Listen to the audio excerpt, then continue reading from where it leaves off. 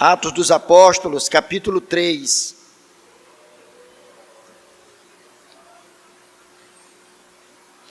Nós vamos ler os versos de 1 a 10.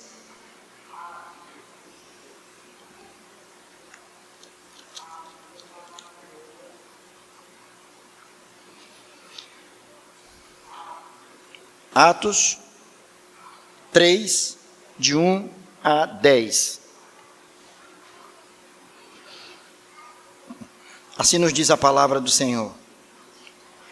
Pedro e João subiam ao templo para a oração da hora nona. Era levado um homem coxo de nascença, o qual punham diariamente à porta do templo, chamada Formosa, para pedir esmola aos que entravam. Vendo ele a Pedro e João, que iam entrar no templo, implorava que lhe dessem uma esmola. Pedro, fitando-o juntamente com João, disse: olha para nós. Ele os olhava atentamente, esperando receber alguma coisa. Pedro, porém, lhe disse: não possuo nem prata, nem ouro, mas o que tenho, isso te dou. Em nome de Jesus Cristo, o Nazareno, anda. E tomando-o pela mão direita, o levantou. Imediatamente os seus pés e tornozelos se firmaram. De um salto se pôs em pé, passou a andar e entrou com eles no templo, saltando e louvando a Deus. Viu todo o povo a andar e a louvar a Deus, e reconheceram ser ele o mesmo que esmolava, assentado à porta formosa do templo, e se encheram de admiração e assombro por isso que lhe acontecera. Vamos orar? Senhor, nosso Deus bondoso, Senhor, nós louvamos o Teu nome pela Tua presença conosco aqui, pela Tua palavra aberta diante dos nossos olhos, pelo privilégio de tê-la conosco. E agora pedimos ao Senhor que, em nome de Jesus, o Senhor fale aos nossos corações, ó Deus. Tu sabes, ó Deus, o quanto nós carecemos do Senhor, o quanto nós precisamos da Tua palavra, palavra que nos conforta, palavra que nos ensina, que nos instrui, palavra que nos alimenta, palavra que nos aponta o caminho certo a seguir, que enche o nosso coração de esperança e de alegria. Pedimos ao Senhor que opere nas nossas vidas nesta manhã, que a Tua palavra, Senhor, uma vez depositada nos nossos corações, pela ação do Teu Espírito Santo, promova em nós todas as transformações que o Senhor quer realizar. Oramos agradecidos, no nome de Jesus. Amém. Queridos irmãos, nós sabemos, não somente pelos relatos bíblicos, mas pela nossa própria experiência de vida e pela experiência de tantas outras pessoas, que o encontro com Jesus, ele faz toda a diferença na vida de uma pessoa. O encontro com Jesus, ele é um encontro transformador. O encontro com Jesus é um encontro que altera de uma forma decisiva o curso da nossa história, o curso da nossa vida. E nós temos nas Escrituras tantos testemunhos, tantas evidências dessa verdade. O texto que nós acabamos de ler é uma demonstração disso. O texto nos conta a história não propriamente de um homem que precisava de Deus, ou não propriamente a história de dois homens que foram usados por Deus, mas nos conta a história dos atos transformadores de Cristo Jesus, da maneira com que Ele tem agido, como agiu no passado e continua agindo na vida de pessoas nos nossos dias. Esse texto, que está escrito aí em 10 versos, foi organizado em 10 versos, fala da cura de um homem que tinha um grande problema, e era um problema de nascença. Aquele homem nasceu aleijado, e nos parece, pelo que encontramos aqui no relato, que a deficiência daquele homem não era alguma coisa muito simples, mas era algo de uma extrema gravidade. Isso fica fácil de compreender ou de chegar-se a essa conclusão, porque aquele homem precisava que uma outra pessoa ou que outras pessoas pudessem transportá-lo de um lado para outro. Ele não tinha uma autonomia motora, ele não podia andar sozinho, ele precisava necessariamente que tivesse alguém ao seu lado para transportá-lo. Isso já é de fato um grande problema. E se você parar para pensar um pouquinho sobre isso, você vai ver a gravidade dessa situação. Uma das grandes bênçãos que temos é de poder nos locomover, nos deslocar de um lado para o outro. Aquele homem não tinha essa liberdade e nem sequer essa possibilidade, não é? Interessante é que a narrativa não traz para nós o nome desse homem. Nós não sabemos quem ele era, nós não sabemos qual a sua família, nós não sabemos exatamente o local onde ele morava. Ele era de Jerusalém, mas não sabemos exatamente muita coisa acerca dele, a não ser que ele era um homem aleijado, de que ele era um deficiente. E mais do que isso, não somente um deficiente, mas aquele homem era um homem carente, porque nem todo deficiente físico necessariamente precisa pedir esmolas, pedir ajuda para as pessoas. Muitas vezes são pessoas que têm uma família, que dão a ele toda a cobertura, toda a ajuda necessária para que ele possa viver. Olha a situação daquele homem, além de aleijado, deficiente físico, ele também era um homem extremamente carente. Ele não tinha como se manter na vida. Ele precisava daquelas migalhas que eram dadas a ele, daquelas moedinhas que eram jogadas em sua mão, da ajuda de pessoas que ele nem sequer conhecia. Ele apenas fazia uma aposta, que o lugar que ele estava era favorável à sua ação, porque ele era colocado à porta da igreja Formosa, e ele era chamada de Formosa por conta da sua suntuosidade. Era feito com bronze oriundo de Corinto. Ela não era propriamente revestida de ouro, mas era uma porta muito grande, algo em torno de 22 metros de altura, se destacava, e por aquela porta, pessoas religiosas passavam, pessoas tementes a Deus passavam, pessoas sensíveis à necessidade do próximo passavam, e ele entendia que, estando ali, ele seria alcançado pela generosidade daquelas pessoas que transitavam ou que entravam no templo para adorar. Ali ele era colocado, crendo que o seu desejo, o seu pleito seria atendido. Agora observem, irmãos, observem que tudo que aquele homem de fato desejava estava diretamente vinculado àquilo que ele entendia ser a sua maior necessidade. E geralmente é assim. As nossas demandas ou as nossas procuras na vida estão diretamente ligadas àquilo que nós temos como a nossa maior necessidade.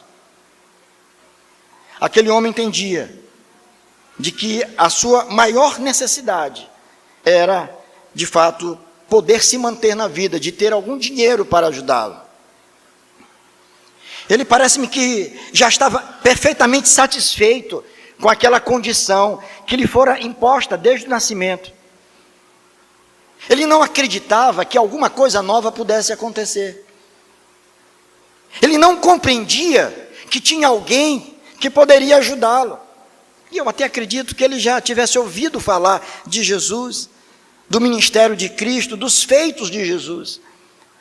Mas aquele homem estava ali tão somente em busca de esmola. Ele queria tão somente poder se manter na vida. Ele se contentava simplesmente com isso, com as esmolas, com os trocados que as pessoas lhe davam. Isso é algo grave, irmãos.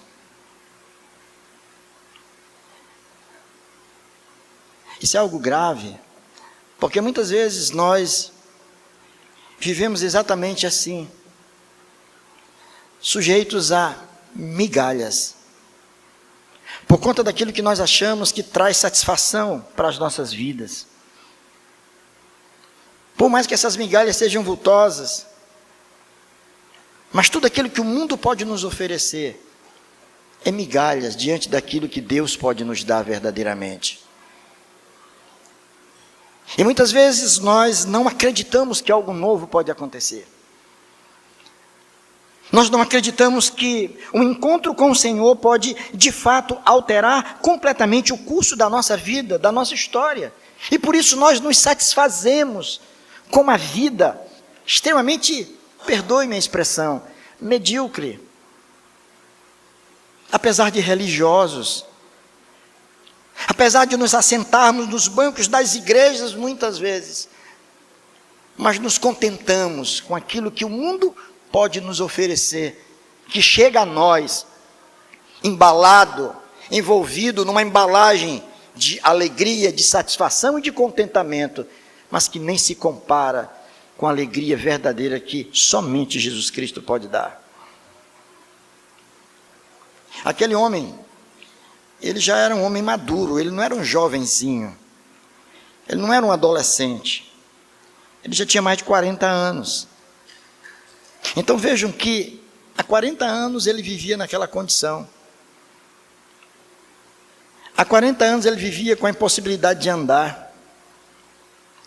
Há 40 anos que ele vivia com aquela dificuldade financeira também, precisando de ajuda dos outros para se manter. É muito tempo. 40 anos é uma geração já.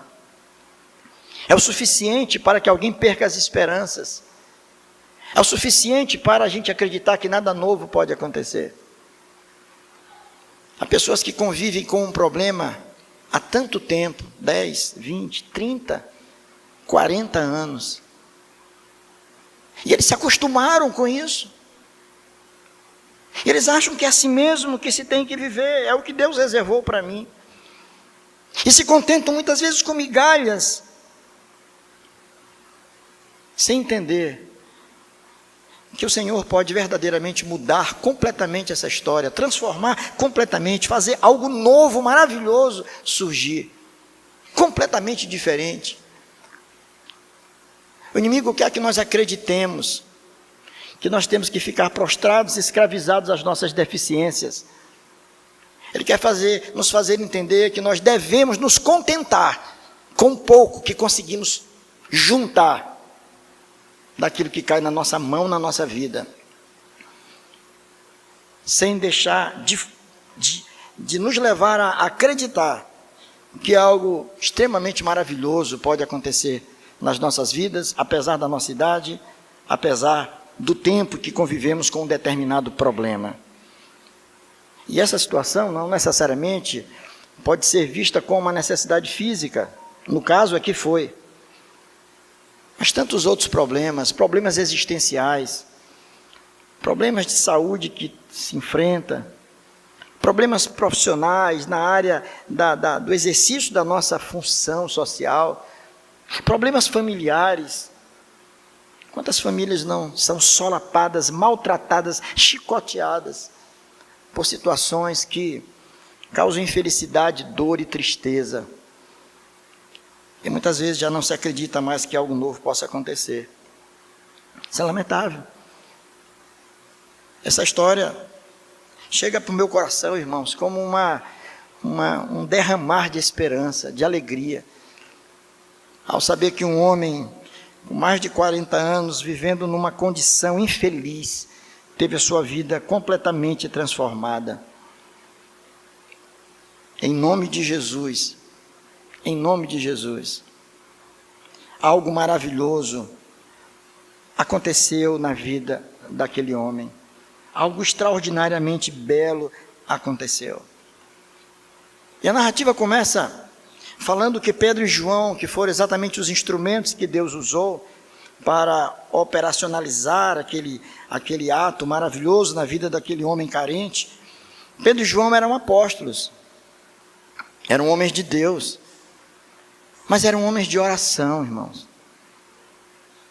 Vejam que o texto começa dizendo que Pedro e João subiam ao templo. Não era uma oração isolada em casa, sozinho, com a esposa, quem sabe, com a família. Não, mas era a prática de ir ao templo. Eles subiam ao templo para a oração da hora nona, algo em torno de 3 horas da tarde. 3 horas da tarde. Aqueles 2 homens de Deus estavam indo para a casa de Deus para orar. A oração como fator determinante. E eu fico pensando, irmãos, quando nós, como povo de Deus, descobrirmos o valor da oração, a importância da oração, nós a colocaríamos na nossa agenda como uma prioridade 0. Preciso orar. Antes de qualquer coisa, antes de qualquer atividade, antes de qualquer decisão, antes de qualquer coisa que venha fazer, eu preciso orar. Não somente isoladamente, não somente com a minha família, mas eu preciso me reunir com os meus irmãos para orar, porque creio que nós, como povo de Deus, somos chamados a Deus para uma vida de comunhão. As nossas lutas não são materiais, são espirituais. Eu entendo isso, irmãos. A nossa luta maior hoje, eu digo Igreja do Calhau, não é concluir o prédio aqui, porque se Jesus voltar hoje, amanhã, o prédio vai ficar inconcluso, não vai servir para nada. Nós temos prioridades muito mais elevadas do que isso, de nos manter firmes em Deus, de proclamar o Evangelho do Senhor, de fazer esse Evangelho chegar a lugares mais distantes, ou quem sabe até mais próximos de nós, que não foram alcançados ainda. São propósitos maiores, a luta espiritual, a batalha espiritual, e nós precisamos de oração, para que vivamos da forma que Deus quer, não somente como igreja, vivendo em harmonia, unidos em torno de um mesmo propósito, que é glorificar a Deus, mas como famílias que nós somos, irmãos, casais, pais e filhos, caminhando mais unidos, mais juntos, e precisamos orar e buscar a Deus para que isso de fato aconteça. Pedro e João se dirigiam ao templo para a hora nona da oração. E a narrativa começa dizendo, e você pode olhar na sua Bíblia no verso 2, era levado um homem coxo de nascença. Coxo de nascença, o qual punham diariamente à porta do templo chamada Formosa, para pedir esmola aos que entravam. Eles foram colocados ali, não para um encontro com o Senhor, mas para pedir esmola. Mas ele teve um encontro maravilhoso com pessoas que agiram em nome do Senhor, e por conta disso a sua vida foi completamente transformada. O que aconteceu? Em síntese, o que aconteceu ali? O que aconteceu com aquele homem? Qual foi o resultado daquele encontro com aqueles que falavam em nome de Jesus? A primeira coisa, fácil de perceber. O que eu vou dizer aqui não é nenhuma novidade, eu tenho certeza disso, irmãos.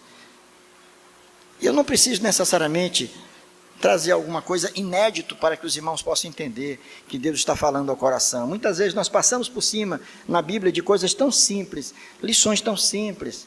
E o meu dever é tão somente aqui lembrar os irmãos do agir desse Deus maravilhoso.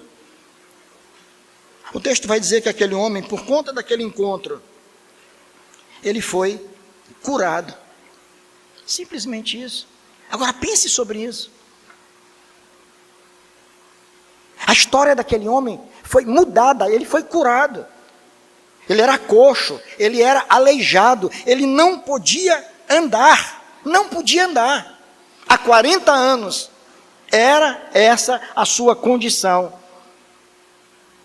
Mas em nome de Jesus, e Pedro deixou isso muito claro, porque ele pediu uma esmola, e Pedro disse, olha, não temos nem prata e nem ouro, não temos o que você quer. O que você está pedindo, nós não temos. Mas em nome de Jesus, te levanta. Em nome de Jesus, coloca-te de pé. Claramente Pedro estava dizendo, olha, o poder não é nosso. O poder não é meu, não é de João. Nós somos meros instrumentos nas mãos do Senhor. É no nome dEle, é na autoridade dEle, é no poder dEle, é naquilo que Ele é, naquilo que Ele representa. É no nome desse Senhor, é no nome de Jesus, é o nome que está sobre todo nome, é no nome dEle que eu te mando. Levanta-te e anda. E aquele homem foi curado. A deficiência daquele homem foi completamente resolvida, como se fosse um passe de mágica. Pedro estende a mão e o coloca de pé. Não foi a mão de Pedro que curou. É bom lembrar que o poder era de Cristo, mas a mão era de Pedro. Isso me faz pensar, irmãos, acerca das nossas vidas como instrumentos nas mãos de Deus. A quantas pessoas nós estamos estendendo a mão para ajudá-las a ficar de pé? A quantas pessoas nós estamos nos solidarizando ao ponto de dizer, olha, é Jesus que transforma a tua vida, mas aqui eu estou, eu ofereço a minha mão para te ajudar a te colocar de pé.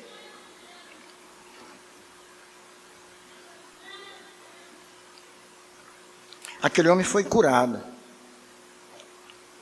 E eu creio de todo o meu coração que o Senhor continua operando ainda hoje, curando. Não só doentes do corpo, mas doentes da mente. E nós como igreja muitas vezes temos muita dificuldade de entender que existem pessoas que estão doentes da mente. Nós associamos as doenças da mente, as patologias mentais como se fossem ação demoníaca. Daí muitas vezes pessoas terem muita dificuldade em acreditar que um crente possa ficar deprimido, cair num quadro depressivo. Que triste pensar assim. Lamentável pensar dessa forma. Existem doenças sérias que afetam a mente, que levam pessoas ao abatimento, à tristeza, à perda do sentido da própria vida.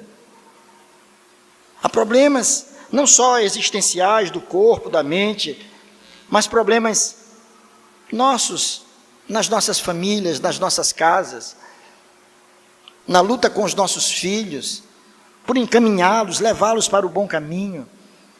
Quem nunca se chocou com um filho? E se você não conviveu com uma situação como essa, bote sua mão para o céu e diga, louvado seja Deus, porque eu não tive o desprazer de viver com isso. Mas a luta que se trava, tantas vezes, é uma luta difícil, com netos, com irmãos, com parentes chegados, com amigos queridos, que estão num caminho completamente louco, e você diz, está errado. E você ganha como retribuição a indiferença, a inimizade.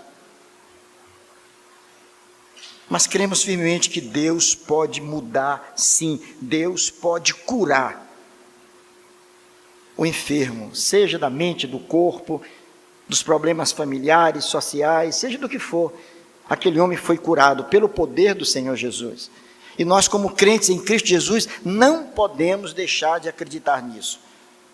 Não nos contentemos simplesmente de chegar na igreja, cantar, louvar, fazer o nosso papel, isso é muito bom e devemos fazê-lo, com a maior animação, a maior empolgação possível. Mas acreditar que esse a quem diante do qual nós nos prostramos é poderoso para operar nas nossas vidas, promovendo a cura que nós precisamos. Mas não somente isso, a gente vai olhar para o texto e percebe que aquele homem, não somente ele foi curado, mas aquele homem, ele foi também transformado, forma mudada. Ele teve a sua vida completamente transformada. Porque uma vez curado, aquele homem se levanta, muda logo o ânimo dele, ele de um salto, ele se coloca de pé, ajudado por Pedro, ele salta. Ele agora estava feliz da vida, porque estava numa condição que ele não conhecia antes. Ele estava de pé, ele estava seguro, os seus tornozelos estavam firmes, os seus joelhos estavam seguros, as suas pernas eram colunas fortes para sustentar o seu corpo, e ali ele podia pular, saltitar, ele podia correr, para qualquer lugar, ele podia correr para um bar, ele podia correr para um campo, ele podia correr para a praia, para qualquer outro lugar, mas a Bíblia diz que aquele homem resolve correr para o templo, para louvar a Deus, porque ele compreendeu que aquilo que aconteceu na vida dele foi algo extraordinariamente belo, e fora fruto da ação graciosa de Deus na sua vida. Ele está de pé, ele está firme, mas decidido a ser grato a Deus. A sua vida agora só fazia sentido estando na presença do Altíssimo, louvando e bendizendo o seu santo nome. Que bênção, irmãos, é quando a gente pode viver assim, com a consciência do que foi operado na nossa vida, com a consciência da graça que foi derramada na nossa vida, e louvar e bendizer o nome do Senhor. Ontem nós participávamos de um culto de ações de graças. Estava lá com o presbítero Tiago, o presbítero César, lá na igreja missionária, no Quatraque, pastoreado pelo reverendo José da Hora.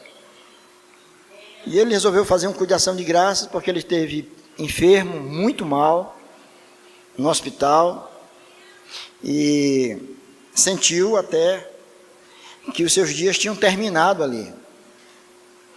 E ele resolveu então fazer um culto de ação de graças, porque ele, sem dúvida alguma, compreendeu que aquilo que aconteceu na sua vida, a sua cura, foi uma ação extraordinária do Senhor na sua vida. Até porque, por conta da declaração dos médicos, quando viram que a situação dele transformada na perna, que antes era um trombo, o diagnóstico estava lá, os exames apontavam para isso, e depois tinha sumido tudo. A única coisa que o médico disse, porque ele é um paciente atípico. Atípico. O que significa isso? Não sei, alguma coisa aconteceu. Alguma coisa aconteceu, ele está fora do padrão. A consequência era uma, mas houve uma mudança aqui, uma atipicidade. Quem sabe o que é? É providência de Deus. É Deus agindo, é Deus curando, é Deus transformando, é Deus operando. E o Senhor faz isso. E é tão bom quando aqueles que exercem a profissão tão nobre da medicina compreendem isso. Eu tenho o meu limite, eu estudei muito, mas Deus pode ir além daquilo que eu sei, para operar na vida daqueles a quem eu estou atendendo.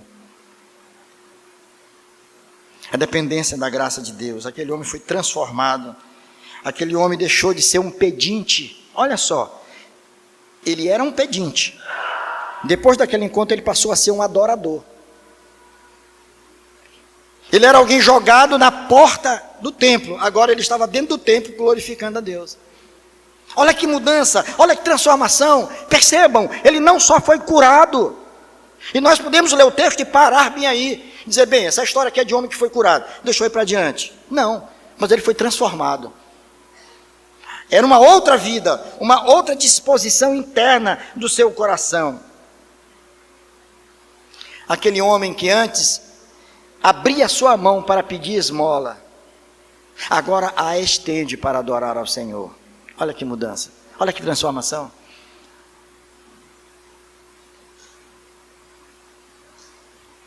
Mas não somente isso, há uma terceira lição. Aquele homem não somente foi curado, aquele homem não somente foi transformado, mas chegando ao final da história, você vai ver que aquilo que aconteceu na vida daquele homem impactou, impressionou a vida de muitas pessoas que estavam ali. Pessoas que o conheciam, que sabiam que ele era. Sabia que ele estava ali todos os dias, ele era jogado, lançado, lá na porta do templo, para pedir esmolas.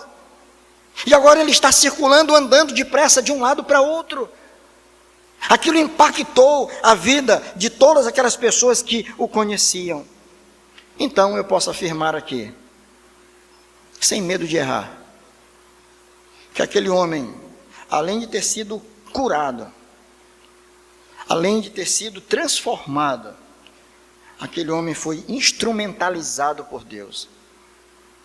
Entenderam isso? Foi usado como instrumento. Essa é a ideia. Usado como instrumento para alcançar a vida de outras pessoas. É isso que Deus faz também nas nossas vidas. Muitas vezes Ele permite que a gente passe por certas crises, dificuldades, nos transformando, para que outras pessoas possam, ao olhar para nós, dizer: meu Deus, quanta mudança, que homem é esse, que marido é esse, que mulher é essa, que filho é esse, que patrão é esse, que empregado é esse, que funcionário é esse, é outra pessoa, eu tenho outra pessoa aqui, quase não reconheço, não, está mudado. Aquele homem foi instrumentalizado por Deus para ser usado por Ele para a transformação de outras pessoas. A graça de Deus sendo derramada nas nossas vidas, ela tem como objetivo primeiro glorificar o nome do Senhor e fazer com que o seu nome seja honrado em todos os lugares. O Senhor nos abençoa para que o nome dele seja estampado em todos os lugares. O Senhor tem transformado vidas. O Senhor opera, o Senhor muda. Eu me lembro da história de um homem, que eu não me lembro mais o nome, faz muito tempo isso. Ainda eu era pastor na igreja presbiteriana do Cruzeiro do Anil. Lá nós tínhamos uma escola, e lá eu estava todas as manhãs. Cedo eu chegava, tarde eu saía, sentado no mesmo lugar. E um dia, acho que Ruth se lembra, não sei, ele foi anunciado lá na recepção. Aí me disseram, a Ruth disse: olha, pastor, tem um homem aí, e sim, até meio preocupada, porque é meio estranho, né? Tem um homem aí querendo falar com o senhor. Um jeito assim de pedinte, uma forma estranha. Aí eu disse: deixa ele entrar. Ele entrou, sentou na minha frente, contou a sua história. Ele disse: pastor, eu estou saindo da penitenciária. Foi logo claro assim comigo. Foi desse jeito. Puxei cadeia, envolvido com drogas, com tráfico. Contou a história dele todinha. Passei um tempo preso. Pastor, isso não é vida para ninguém não. Eu não quero mais essa vida para mim não, pastor. Só que agora, pastor, ninguém consegue me dar trabalho. Eu estou marcado. Ninguém consegue me ajudar. Eu preciso ganhar um dinheiro. E eu não tenho o que fazer, porque as pessoas vão saber da minha história. Se eu chegar numa empresa, eles vão puxar minha ficha e vão saber que eu estava preso. E eu não sei. Eu confesso a vocês que eu não fiquei nem um pouquinho com medo, não. Não que eu seja corajoso por natureza, porque eu tenho medo de injeção, não gosto. Mas eu fiquei tranquilo. Aí eu chamei seu Luiz César, que já trabalhava lá. Digo: chama seu Luiz aqui. Nós estávamos construindo lá o prédio. Eu disse: seu Luiz, vem cá. Ele tinha saído, rapaz. Aliás, eu saí da sala para conversar com o seu Luiz. Eu disse: seu Luiz, como é que está o serviço? Ele: tá bom. E esse banho de entulho, esse negócio aí, tu não está precisando de gente para ajudar? Se tivesse até seria bom, pastor, tal. Eu disse, tem um rapaz aí, eu queria dar uma oportunidade de trabalho para ele. Bora ajudar esse rapaz? Só disse isso para ele, não disse quem ele era não. Ele está precisando de emprego. Bora botar essa semana aí para ele carregar entulho, para ele ajudar a gente aí. Essa brincadeira ele ainda passou lá umas 2 semanas com a gente, trabalhando. Seu Luiz me disse, pastor, onde foi que o senhor arrumou esse? Eu disse, por quê? Pai, o homem é uma máquina. O homem não cansa. O homem não cansa. Eu me canso só de olhar. Terminou o serviço, acabou, pagamos, ele foi embora. Algum tempo depois, eu morava na própria igreja, tinha um portão de acesso, tem ainda um portão de acesso para a igreja, da casa pastoral. Bateram na porta, num domingo, à tarde, eu abro a porta, era ele. Abri a porta e disse, e aí, tudo bem? Ele disse, não se preocupe, eu não vim lhe pedir nada não. Eu disse, não, pode falar. Ele disse, não, eu só vim aqui, pastor, para lhe agradecer e para dizer para o senhor que eu estou bem. Estou morando na pirâmide, arrumei uma companheira, estou fazendo uma casinha, estou morando com ela. Está tudo bem na minha vida, está tudo bem. Deus fez uma mudança, Deus transformou. Sabe, irmãos, a gente precisa entender isso, que o nosso Deus pode restaurar, transformar numa situação, por pior que seja, que Ele não possa mudar. Qual a tua situação? Qual é o fardo que você está carregando? Há quanto tempo? Há 1 ano? Aí você diz, pastor, bote ano nisso. 2, 10, 20, 30? Há quantos anos você tem carregado um fardo que tem te incomodado, tem te entristecido, tem te abatido, tem te escravizado, colocado no chão? É um fardo, está pesado. Em nome de Jesus ele pode sair. O Senhor tem poder para mudar, para transformar, para te libertar, para te ajudar, para que você possa saltitar de alegria, entrar no templo e louvar ao Senhor, sentir esse desejo de louvar ao Senhor, dizendo, olha, o que aconteceu na minha vida, o que aconteceu no meu ambiente de trabalho, o que aconteceu na minha família, foi graça de Deus, Deus transformou, e hoje eu posso render graças a Ele por isso. Aquele homem foi alcançado. Pedro e João, meros instrumentos, usados pelo Senhor, meros instrumentos para, com fé e coragem, olhar para aquele homem e dizer, em nome de Jesus, te levanta e anda. Aquele homem creu e teve a sua vida transformada. Meu irmão, minha irmã, não se contente com o pouco que tantas vezes o inimigo te oferece para te prender, para te manter cativo. Aquele homem, apesar de ter sido alcançado, antes de ser alcançado, ele estava próximo ao templo. Ele estava à porta do templo, à porta, bem próximo, mas longe de Deus. Muitas vezes nós podemos estar dentro do templo, mas ainda assim, longe de Deus. Que Deus nos dê a graça de sermos alcançados pela sua graça, para que vivamos sempre para a honra, para a glória e para o louvor do seu nome. Creia no Senhor, creia no Senhor, e saiba que esse encontro com Jesus, esse momento com o Senhor Jesus, pode ser um momento transformador na tua vida, como foi na vida daquele homem também. Que Ele nos abençoe. Amém.